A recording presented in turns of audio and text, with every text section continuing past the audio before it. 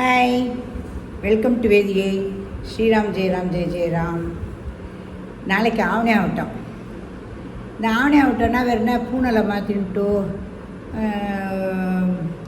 இது காமகர்ஷ ஜபம் பண்ணிவிட்டு அப்புறம் இட்லிலாம் சாப்பிட்டுட்டு அதுக்கப்புறம் பூனலை மாற்றிட்டு புது பூனல் போட்டுட்டு இதெல்லாம் ரொட்டீனாக பண்ணாலும் அது எதுக்கு பண்ணுறோம் என்னங்கிறது சில பேருக்கு தெரிய மாட்டேங்குது. இது வேத பண்டிகை, வேதத்துக்காக, வேத மாதாக்காக ஏற்படுத்தப்பட்ட பண்டிகை. இந்த பண்டிகை நமக்கு பல பண்டிகைகள் வருது, அதனால் இந்த பண்டிகை மட்டும் வேதத்துக்கான பண்டிகை.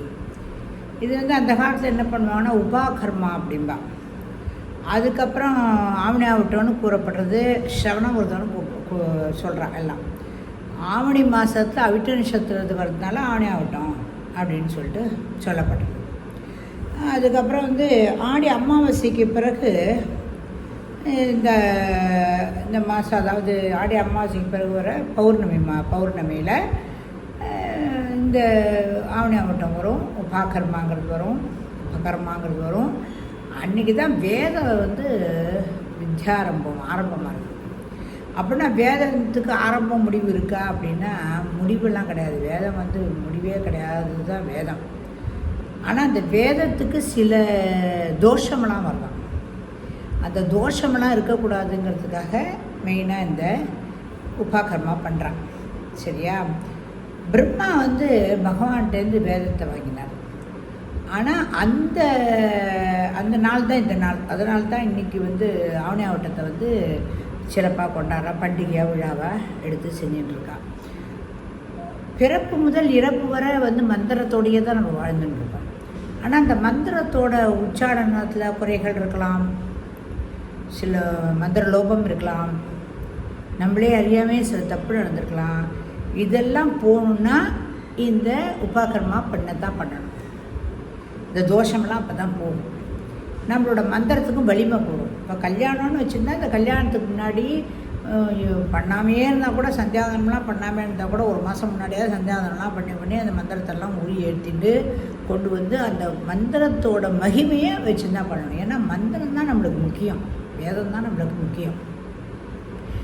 இப்போ குழந்தைகள்லாம் தெரிய மாட்டேங்கிறது, ஏதோ சரி அப்படின்னு இருக்குங்க. அப்படிலாம் இருக்கக்கூடாது. ஏன்னா இது நம்மளுடைய கலாச்சாரம், நம்மளுடைய பண்பாடு, நம்ம குலத்துக்கான ஒரு ஏற்பட்ட ஒரு நியதி. இந்த நியதியை ஒருபோதும் நம்ம விடக்கூடாது. எல்லாத்தையும் செட்டியாரம்பாலாம் கூட முதல்ல அவெல்லாம் கூட புனல் போட்டுப்பா. நிறைய பேர் இந்துக்களில் புனல் போட்டுக்குருவார், காச்சாரி போட்டுப்பா, எல்லாருமே போட்டுப்பா. நம்ம இந்த சில பேர் பிராமணாலாக இருக்கிறவா இது கண்டிப்பாக செஞ்சு தான் ஆகணும். முடியாதுலாம் சொல்லக்கூடாது. எப்படியா இருந்தாலும் ஓடி செஞ்சுடணும். இந்த முடிச்சிடணும். இந்த கர்மத்தை நம்ம கடைப்பிடிச்சே ஆகணும், வேறு வழியே கிடையாது. ஏன்னா சர்வ பாப பிராயச்சித்தம் இது. போன ஜென்மம், வரப்போகிற ஜென்மத்தில், இந்த ஜென்மம் எதுவாக இருந்தாலும் அந்த பாபத்தெல்லாம் பிராயச்சித்தம் பண்ணுறதுக்காக இது ரிஷிகள், தேவதைகள், அப்புறமா அவெல்லாம் வேண்டிட்டு எல்லாம் பண்ணுறாங்க. காண்டரிஷி தர்ப்பணம்னு சொல்லிட்டு 9 பேருக்கு செய்கிறது. இதெல்லாம் ரொம்ப ரொம்ப பாவமெல்லாம் போய் நம்ம நல்லா வாழ்வோங்கிறதுக்காக இந்த நியதி வச்சுருக்கா. இதை கடைப்பிடிக்கிறது ரொம்ப நல்லது. நாம் எவ்வளவோ முயற்சி பண்ணுறோம், எவ்வளவோ வேலையெல்லாம் செய்வோம், எல்லாம் பண்ணுவோம். ஆனால் சிலது நம்மளை தப்பி போய்டுறது இல்லையா? அதனால் அந்த தப்பாமல் இருக்கிறதுக்கு என்ன பண்ணணும் அப்படின்னா, இந்த ஜபங்கள்லாம் கரெக்டாக பண்ணுறபோது, இந்த மந்திரம்லாம் கரெக்டாக பண்ணுறபோது டெஃபினட்டாக அதுக்கு உண்டான பலன் இருக்கும். அந்த பலன் அவளோட காரியங்களை நல்லா சித்தியாகும். முடியவே முடியாதுங்கிறது கூட இது. அதே மாதிரி ஆக்சிடெண்ட் ஆகாமல் இருக்கிறதுக்கு, அப்புறம் அகால மரணம்லாம் ஏற்படாமல் இருக்கிறதுக்கு, எதிரியுமே ரொம்ப நம்ம ஜாகிரதையாக இருக்கணும்னா இதெல்லாம் காயத்ரி அம்மாவை நல்லா பிடிச்சிக்கணும். வேத மாதாவை பிடிச்சிட்டு காயத்ரி ஜபம் பண்ணிட்டு வேத மாதாவை பிடிச்சிக்கணும். ஆவணி ஆகட்டம் பண்ணணும். சரியா? இப்போ உங்களுக்கெல்லாம் நீங்கள் அபிவாதையே அப்படின்னு குழந்தையெல்லாம் பண்ணணும். ஆனால் அந்த குழந்தைகளுக்கு தெரியுமா என்னங்கிறது தெரியல எனக்கு. அபிவாதி முக்கால்வாசி பேர் யஜுர்வேதமாக தான் இருப்பாள். அந்த அபிவாதியை பண்ணும்போது ஆபத் சம்ப சூத்ராகா அப்படின்னு சொல்லுவோம். ஆபத் சம்பம் அப்படின்னா என்னதுன்னே தெரியாது சில பேருக்கு. அது என்ன அப்படிங்கிறபோது, ஒரு பிராமணர் தவசம் பண்ணுறார். தவசம் பண்ணுறபோது ஒருத்தரை கூப்பிட்ருக்கார் சாப்பிட்றதுக்கு. ரொம்ப நாள் ஈஸாக வர்றார் அந்த பிராமணன் சாப்பிட்றதுக்கு வர்றார்.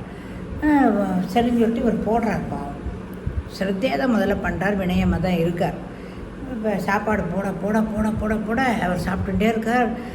எல்லாமே தீர்ந்து போயிடுது கடைசி வரைக்கும். இன்னும் வேணுங்கிறாப்புல கேட்டுட்டே இருக்கார். போடுது போட்டு கோவம் வந்துடுது இவருக்கு. என்ன இவர் நம்மளை சோதிக்க வந்திருக்காரா? மெனக்கட்டு சமைச்சது எல்லாம் இவருக்கு கொடுத்தாச்சு, மொத்தத்தையும் மழை போல் சாப்பிட்டுட்டு என்னது இது இன்னும் கேட்டுட்டே இருக்காரு. கோவம் வந்து பாத்திரத்தையே வந்து கமுக்கிறார் அந்த பாருன்னு சொல்லிட்டு. உடனே இவர் வந்து சொல்கிற ஒரு திருப்தி தானே உங்களுக்கு, எல்லாம் சாப்பிட்டாச்சு ஒன்றும் இல்லைன்னு சொல்லும்போது திருப்தியஸ்தா அப்படின்னு சொல்லணும். அது திருப்தி தானேன்னு கேட்கணும் திவசத்துக்கு போது, திருப்தின்னு அவள் சொல்லணும். ஆனால் இவர் என்ன சொல்கிறார்? நான் சொல்கிறார், இல்லை சொல்கிறார். திருப்தி திருப்தியதான் 3 தடவை சொல்லுவா சாப்பிட்றவா. இவா வந்து இல்லைன்னு சொல்கிறார். நான் சொன்னவனையும் என்னோட இதுவே நான் பண்ணுற தவசத்துக்கே பலன் இல்லாமல் பண்ணிட்டேன், இந்த மாதிரி பண்ணிட்டேன், நியாயமாக இது அப்படி சொல்லிட்டு நீங்கள் யாருன்னு கேட்குறாரு. நான் வந்து ஒரு முனிவன். நீங்கள் வந்து தவசங்கிறது வந்து கோபதாபம் இல்லாமல் வினயத்தோடு செய்யணும், ஸ்ரத்தையோடு செய்யணும். சிராத்தங்கிறது அது வந்து நீ இது மாதிரி பண்ணாதனால்தான் உனக்காக தான் நான் வந்தேன். பித்திருக்கல்லாக யாரோ உங்கள் மூதாதையரில் ஒரு பித்திருக்கல்லோட அந்த குணமெல்லாம் வச்சு தான் ஒருத்தர் அனுப்பிச்சி வைக்கிறார். அவள் நிறையா சாப்பிட்ருவாளா இருக்கும், இவள் வந்து சாப்பிட்றாரு. இங்கே அவ்வளோதான் விஷயம். அதை வந்து நீ எப்படி வந்து நீ ஏளனம் பண்ணின, இவ்வளோ கொட்டிக்கிறானே அப்படிலாம் நீ நினச்ச. ஆனால் இதெல்லாம் ரொம்ப தப்பு அப்படின்னு சொல்லிட்டு அவர் சொல்கிறார். இவர் வேத விற்பனாரோன்னு அதனால் இவர் கோபம் வந்துடுது. உடனே அபிமந்திரத்தை வச்சுன்னு ஜலத்தை வச்சுன்னு சபிக்கிற மாதிரி சொல்லிட்டு அப்படி விடுறாரு பாருங்க. அப்படியே அந்த தண்ணியை வந்து அப்படியே தருத்தி நிறுத்திடுறார். அப்படியே நிற்கிறது. ஐயோ ஒரு பெரிய மனுஷனாக இருப்பார் போல இருக்கே, நம்ம தப்பு பண்ணிட்டோமே அப்படின்னு சொல்லிட்டு ஆபனா தண்ணி ஜலம் ஸ்தம்பம்னா நிற்கிறது, ஆபஸ்தம்பம் அப்படி நின்றுறது. அதான் ஆபஸ்தம்ப சூத்ராக அப்படி சொல்கிறது காரணம். சரியா? நின்றுறது ஜலம் அப்படின்னு நின்னவனையும் அவருக்கு அப்படியே விளவெடுத்து போயிடுது. ஐயோ தப்பு பண்ணிட்டேன், மன்னிச்சுக்கோங்க, இது பிராயச்சித்தம் என்ன, நான் என்ன பண்ணணும்னு தெரியலையே, நான் பண்ணுற திவசம் வந்து பூர்ணமாக ஆகணுமே, எனக்கு பயமாக இருக்கே, எனக்கு ரொம்ப கஷ்டமாக இருக்கேன் மனசு அப்படிலாம் சொல்லும்போது நீ புருஷ சுத்தத்தை படிச்சுட்டு அதுக்கப்புறமா உனக்கு அது சரியாக போய்டுன்னு சொல்லி அவர் வந்தவர் சொல்கிறார். அதுக்கப்புறம் புருஷ சுத்தத்தை படிக்கிறார். அதுக்கப்புறமா இந்த கதை இதுதான் ஆபஸ்தம்ப சூத்திராகாங்கிறது. ஆபஸ்தம்பர் அப்படின்னா அது வந்து அந்த போதாயன மகரிஷியோட சிஷ்யர் இவர். அவர் குருவர் சிஷ்யர், அந்த வழியில் வந்தவர். அதனால தான் அபிவாதியை சொல்கிற போது எல்லோரும் சொல்கிறான், குழந்தையெல்லாம் சொல்கிறது. எதுக்கு சொல்லவும்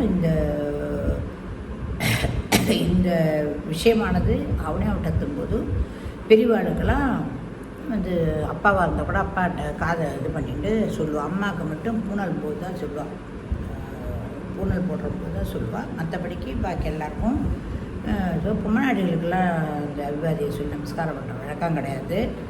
நான் இந்த காலத்தில் வேலைன்னு வேலைக்கு வேலை போயிடுறா. சந்தியாவந்தனம் யாரும் பண்ணுறது கிடையாது. சந்தி பண்ணி அது 3 வேலையும் திருக்காலம் பண்ணி நம்ம குலத்தை வந்து நம்ம செழிக்க வைக்கணும்னா அது ரொம்ப ரொம்ப முக்கியம். இது ரொம்ப அவளுக்கு வந்து ஞாபக சக்தி பவர் நல்லா வரும் சந்தியாவந்தனம் பண்ணுறம்போது. அதுவும் இல்லாமல் முதல்ல எடுத்த உடனே காமகாட்சி ஜபம் பண்ணுறம்போது அந்த காமத்துக்கெல்லாம் ஒரு கட்டுப்பட்டு வரும். அப்படியே தாந்தோன்றி அலையிறது பாருங்கள், எல்லாம் இது பண்ணிட்டு அது பண்ணி அதெல்லாம் இல்லாமல் அந்த சாத்வீக குணம் வரும் குழந்தைகளுக்கு. இதெல்லாம் ரொம்ப ரொம்ப முக்கியம். இதெல்லாம் வந்து நம்மளோட தலைமுறைகள் நன்னா இருக்கணும் அப்படின்னா அப்பா அம்மா அந்த குழந்தைகளுக்கு சொல்லணும், பண்ணுன்னு சொல்லணும். குழந்தைகளும் கேட்டுக்கணும். இது குழந்தை இந்த காலத்தில் கேட்குமா என்னன்னு தெரியல.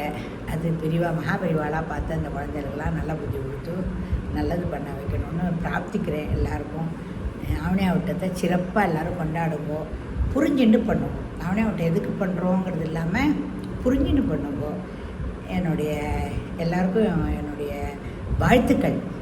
சின்ன குழந்தையில இருந்தால் வாழ்த்துக்கள், பெரியவாளாக இருந்தால் என்னுடைய பணிவான நமஸ்காரங்கள். நல்லா இருக்கணும், எல்லோரும் உலகம் முழுக்க க்ஷேமமாக இருக்கணும்னு வேண்டிட்டு பண்ணுவோம். ஓகே, பாய்.